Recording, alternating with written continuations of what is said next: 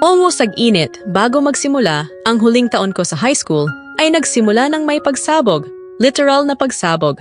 Nasa dalampasigan ako kasama ang pinakamatalik kong kaibigan, si Mia, nang ang unang paputok ay nagbigay liwanag sa madilim na langit, nagkalat ng pula at ginto sa ibabaw ng mga alon.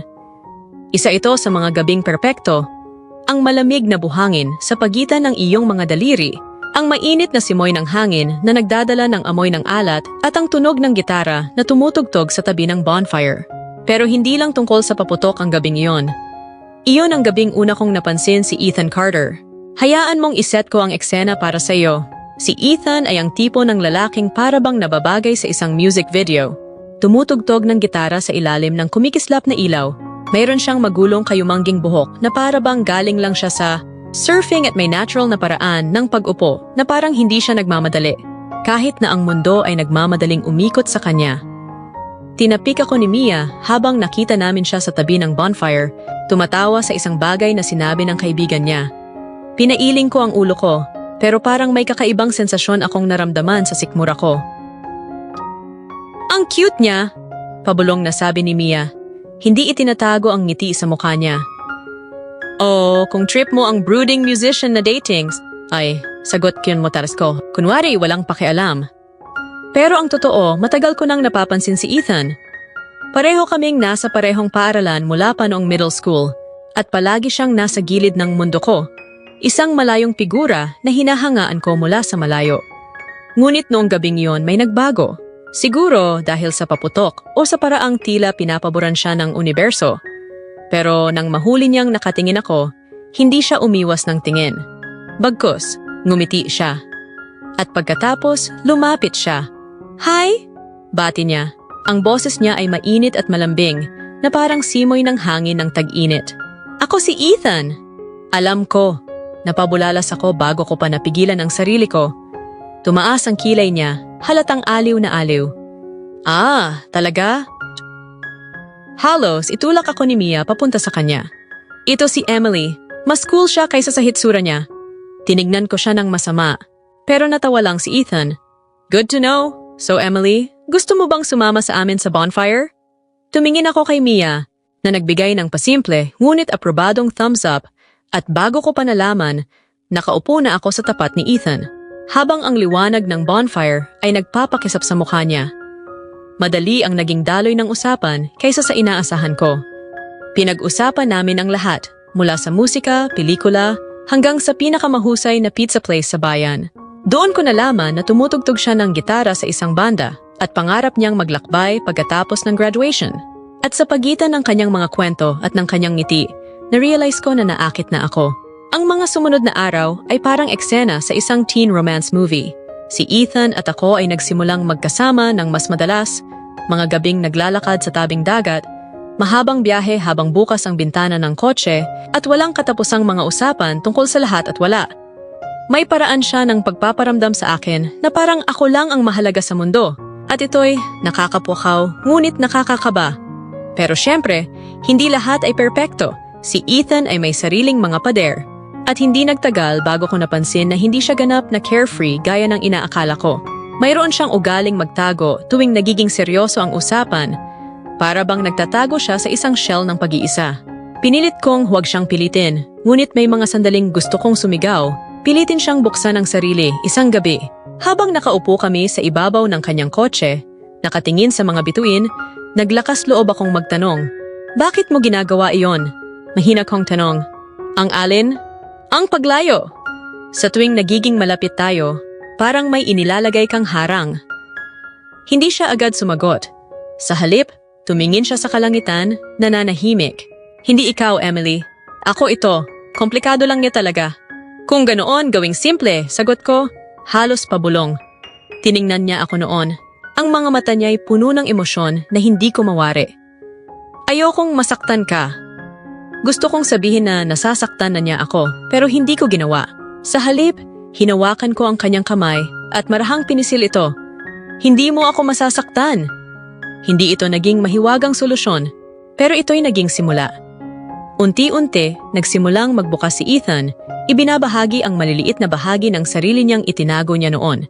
Doon ko nalaman ang tungkol sa paghihiwalay ng kanyang mga magulang, ang takot niyang mabigo, at ang bigat ng mga inaasahan na minsan ay para bang dinudurog siya. At bilang kapalit, ibinahagi ko rin ang sarili kong mga takot at insecurities, mga bagay na hindi ko kailanman nasabi kahit kanino.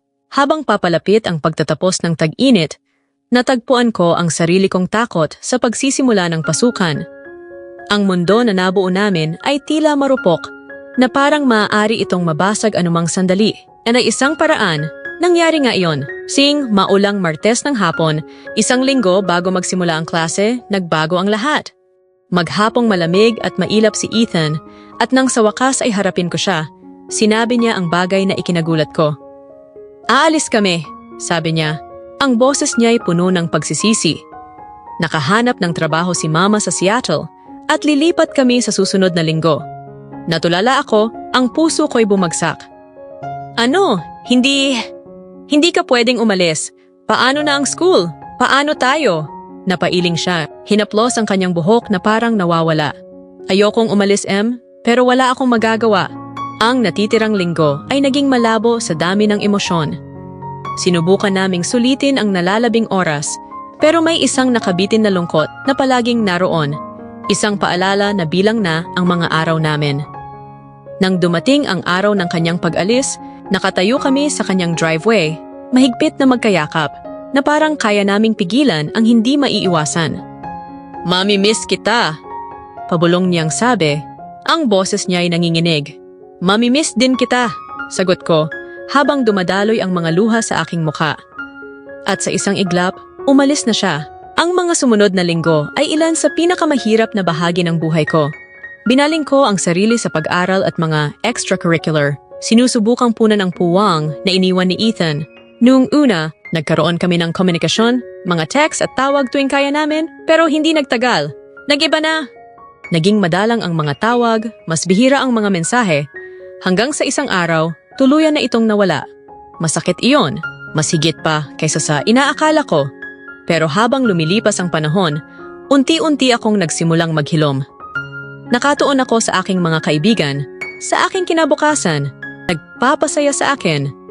At unti-unti, na-realize ko na bagamat malaki ang papel na ginampanan ni Ethan sa buhay ko, hindi siya ang buong kwento nito. Pagdating ng graduation, tanggap ko na tapos na ang kwento namin. O akala ko lang iyon. Graduation party noon nang muli ko siyang nakita. Nakatayo ako sa tabi ng punch bowl, tumatawa sa biro ni Mia nang may kumatok sa aking balikat. Paglingon ko, siya iyon. Pareho pa rin ang hitsura, tila walang nagbago. "Hi!" bati niya. Ang boses niya ay banayad at puno ng pag-aalinlangan. "Hi!" sagot ko, ang puso ko'y bumibilis. Sa ilang saglit, wala kaming sinabi sa isa't isa. Pagkatapos, ngumiti siya. Iyong parehong ngiti na minsang nagpabilis ng tibok ng puso ko. "Pwede ba tayong mag-usap?" At sa isang iglap, ang kwentong akala kong tapos na ay nagsimula ulit. Lumabas kami, malayo sa ingay ng party. Malamig ang hangin sa gabi, at ang mga bituin sa itaas ay tila mas maliwanag kaysa dati. Sumandal si Ethan sa rehas ng deck, ang mga kamay niya ay nakasiksik sa kanyang jacket. Nakatayo ako, nakahalukip-kip, hindi sigurado kung ano ang sasabihin. "Akala ko hindi ka dadalo ngayong gabi," sabi ko sa wakas. Tumango siya, nakatingin sa malayo. "Halos hindi nga ako pumunta, pero kailangan kitang makita." "Bakit ngayon?" tanong ko, nanginginig ang boses. Pagkatapos ng lahat ng ito, napabuntong hininga siya, hinaplos ang kanyang buhok. "Dahil nagkamali ako. Hindi ko dapat hinayaan na matapos ng ganoon ang lahat. Inisip kong mas madali kung bibitawan ko na lang, pero hindi pala. Walang araw na hindi kita naisip, Tinitigan ko siya, ang emosyon ko'y magulo, galit, lungkot, at pag-asa. "Sinaktan mo ako, Ethan. Iniwan mo ako nung kailangan kita." "Alam ko," sagot niya, puno ng pagsisisi ang boses. "At humihingi ako ng tawad, natakot ako, at mali ang naging desisyon ko. Pero nandito ako ngayon, humihingi ng isa pang pagkakataon. Paano ko malalaman na hindi mo ako iiwan ulit?" Tanong ko, halos pabulong. Lumapit siya, ang mga mata niya ay nagmamakaawa. Dahil natutunan ko na ang pagtakas ay walang naitutulong. "Gusto kong manatili dito, kasama ka, kung papayag ka." Sa matagal na sandali, wala akong sinabi. Ang puso ko'y sumisigaw ng oo, pero ang isip ko'y nagdadalawang isip na alala ang sakit na nadama ko nang umalis siya. Sa huli, ang mga mata niya ang nagpasya sa akin. Ang sinseridad at kahinaan sa mga ito. Sige, mahina kong sabi. Pero kung sasaktan mo ulit ako, tapos na, wala nang pangalawang pagkakataon. Tumango si Ethan, may maliit na ngiti sa kanyang mga labi. Fair enough? Hinawakan niya ang kamay ko at habang naghawak ang aming mga daliri, naramdaman ko ang pag-asa na matagal ko nang hindi naramdaman. Siguro nga, ang kwento namin ay hindi pa tapos. Siguro ito pa lang ang simula.